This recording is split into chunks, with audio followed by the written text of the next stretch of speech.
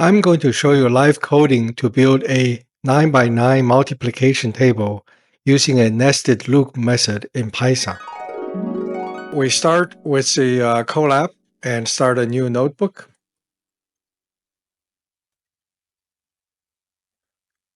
Now the notebook is loaded and we can start to type in a nested loop.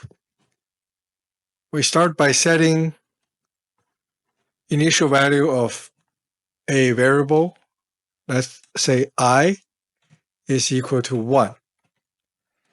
And we set the second variable, j, is also equal to 1. We produce a first loop while I less than 10, colon.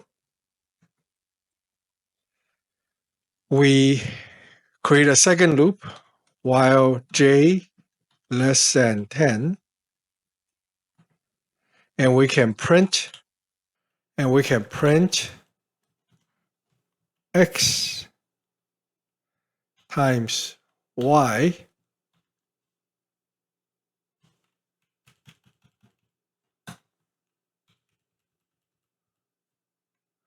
and we let j equal to j plus 1 and I equal to I plus 1. This is a double nested loop. Let's see how the result goes. It's connecting to the server and it will run. Well, it ended up having some problems. X is not defined. That's because I don't have X and Y. I have I and J.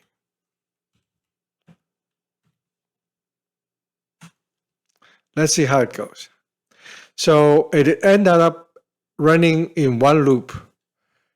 I is equal to 1 and J is equal to 1 and 2 and all the way to 9. And it should go into the second loop where I is equal to 2. But because J is already 9, it can no longer do the second loop. It exited the nested loop. So it doesn't really matter what is the value of I because it will never print anything anymore. So let's change this by setting the value of j back to 1 again after the first loop is completed. Every time the first loop is done, we reset the j back to 1. Let's see how it goes. So now we start with 18, 21, 24. And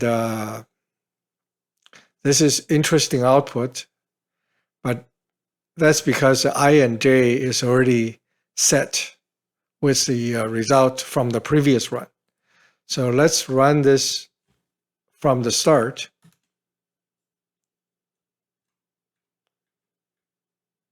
Now you see it starts with 1 and 2 and 3 and 4 and so on. We can track the result by printing I and then printing J and I and J.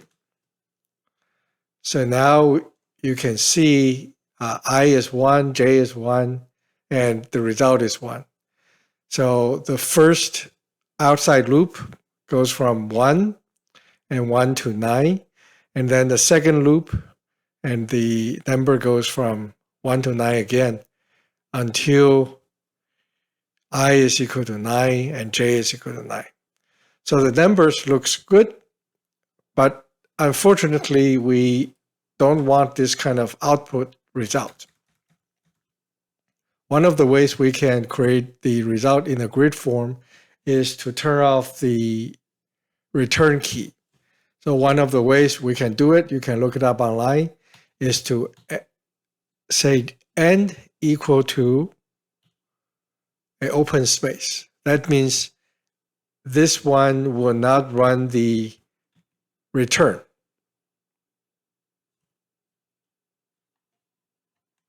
Unfortunately, There's a lot of recommended codes. We don't want them. And let's run it.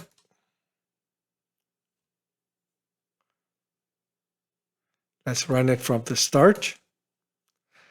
So now that's good. The results are all lined up, but we also want a space in between. Where do we put this return? The return can be placed at the end of the inside loop. So we print a space, but the space actually comes with the bonus of a return key. So now we have everything 1, 2, 3, 4, 5, 6, 7, 9. This is starting to look like a multiplication table. Now, if we want this result to be printed in a more clean format, we can add a tab. To add a tab, we just add a T. And let's see if the result is good. Now we have a tab in between the numbers. Aha. It doesn't like this. The result is a mistake because we should have added a quotation mark, a single quote.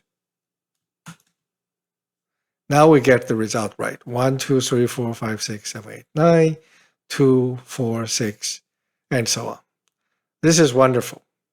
With this example, we learned how to use a double loop to produce an array. Thank you for watching. We have other videos to show how to run Python using absolutely free tool and the foundations of Python coding language. Please check them out. Thank you very much.